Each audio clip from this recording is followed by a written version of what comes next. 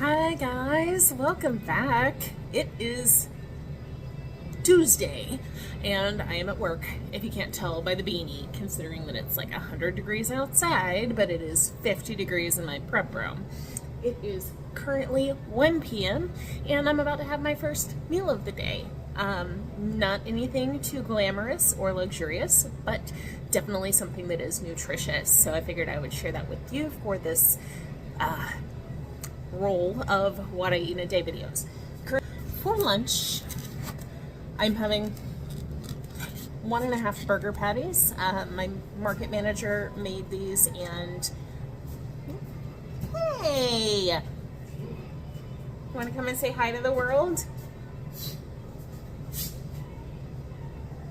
Oh my gosh, why are you so weird? So strange. Anyway. Hello, world. I'm having 1.5. Richard has 2. Because I'm generous. Do you want some mustard? Yeah, but Yeah, go do that. Oh, okay. Why is it sweet? I don't know. I think it's just, I hope it's just seasoning. Alright. He had to run for a minute, but anyway. There's 1.5 of these burger patties. I'm going to take a picture of the package because these they are fresh, but they do come pre-packaged. So that actually makes it a little easier to calculate in macros. But I'm going to include that, both the nutrition label and the front of the package. But he just grilled these in his little interior inside electric griddle. And I have 1.5, and then I have some yellow mustard here on the side. They are seasoned with Richard's steak seasoning that he makes at home, so nothing crazy in there. So this is what we are having for lunch today, or for meal number 1.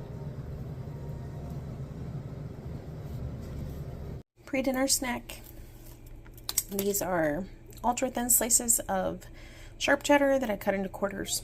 Baked at 375 for about 6 minutes. They have a little bit of garlic powder and some salt and pepper on top. And that's it. For dinner, I made these 3 little burger patties. One had a few little browned up onions on top. And that was it. Good morning, guys. Happy Wednesday. Guess who overslept by about an hour this morning? You know how it feels when you wake up a little late and you feel like a little panic. So that happened. But I just got to work. I'm actually only a couple of minutes later than I normally roll in here, so things worked out okay. So far, I've had some coffee. I've had some electrolyte water. Meanwhile, this morning, I am consuming information. Some of you may be familiar, and if you're not, I'm going to inform you real quick. One of my kind of standards of practice for myself is listening to or watching lectures, or podcasts and different sort of things related specifically to metabolic health or insulin resistance or diabetes or, there are other things that interest me too, but those are big.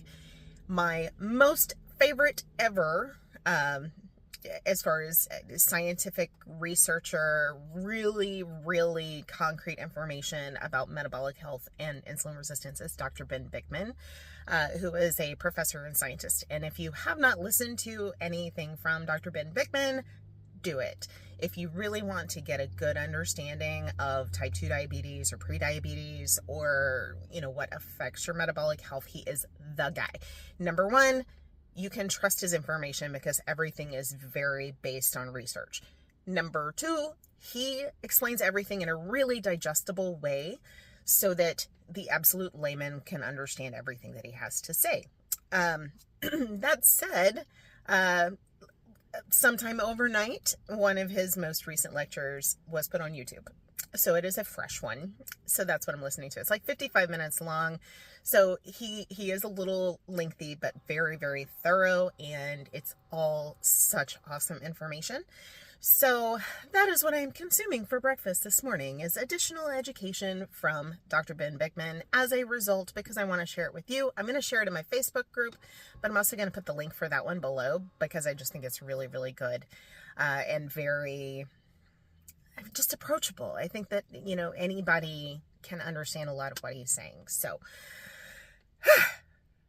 I feel like I talked a lot in just a couple of minutes. So anyway, I'm going to go ahead and run into work. I will catch up with you guys if and when I have my first meal here today. Like I said, I brought a couple things, so we'll see what I end up doing. All right, see you all in a bit. Okay, it's 2 p.m. I'm going to have a Keto Chow. This one is the pina colada flavor. So this was kind of one of their summer flavors. I have a little bit of it left, so I decided to make some for the next, just kind of use up what I have. So I made this with 1/2 of a tablespoon of coconut oil and water, and then the packet. So that's gonna be lunch. And actually, before I have any, I'm gonna test my glucose and ketones because I haven't had anything since about 7:30 last night, other than coffee and water. So let's see what my numbers are looking like. Alright, so I'm going to use my Keto Mojo. I do not have any sort of affiliation with these guys at all. Maybe one day I will be special enough to have something like that. But right now I don't. So I'm just going to check both my blood glucose and my ketones and see how that goes. Got my meter. I just washed my hands with soap and water, and what I'm going to do, I'm going to do a little prick, squeeze a little blood, and I wipe off the first blood. I should have had my strip ready. Alright.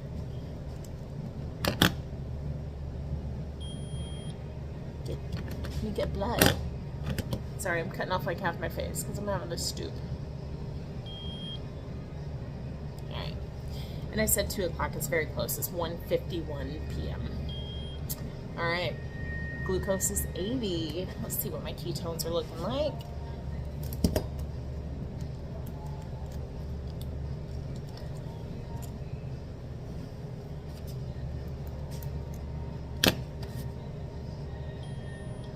Another little bloop of blood. The ketone test strip takes about 10 seconds. It takes a little bit longer to register a number. So far today I've done a whole lot at work. I've been very busy, and that's why I'm just now realizing that I'm hungry, and I've been listening to Hall & Oates radio. See, this is one of the advantages of time restricted eating or intermittent fasting, waiting until close to 2 p.m. So let's see, from 8 p.m. or 7:30 p.m. I'm just going to say 8 p.m. because I don't remember exactly when I finished dinner. But from 8 p.m. until almost 2 p.m. today, this is what I have going as far as fasting with my ketone numbers. So whenever mine get, usually honestly it's about 0.7 where I start to feel really good, where I feel like an abundance of energy and focus. But when it comes to like brain function and having energy and having really, as a shiny person, having that extra added bump in clarity and organization skills and everything, I really like it. But usually I can't feel it until I hit about 0.7. That's where I'm at now, at 0.8, where I feel energized. So feels good. All right. So now, closer to 2 p.m., I'm gonna have my Keto Chow, and see y'all later. All right, time to go home. It is a little after 4 p.m. I am hitting the road with my electrolyte water. I highly considered making a pack of that pre-cooked bacon and eating that in the car on the way home, but then I was like, I think I'll be good until dinner. So I'm gonna drink my water and go and cook in my car, and I will see y'all at dinner time. All right, so meal number 2 was one of these packs of bacon. I mean, I did share it, I will say that. I just put it on a paper towel and microwave it for like 45 seconds. I do blot off the excess grease that gets on top. That's just how I prefer it. Obviously, you don't have to do that. but I decided I would just kind of sit and nibble on it. I was talking to my daughter. She'd just gotten home from school. Mosey, of course, is like desperate to share. She licked all of the bacon. Like, it was a hot mess, but man, I spoiled those stinking dogs. So all three of them just kind of were parked right there, and I gave everybody, I shared all of my bacon with them. Nobody went hungry or without some sort of special attention or getting bacon. So I figured I'd share that with you guys. This catastrophe that was the bacon sharing. But for dinner, Richard and I decided to make a fathead pizza. We haven't done this in months. Just a traditional fathead dough recipe from Wholesome Yum. And then his had some different toppings from mine, but all tasty.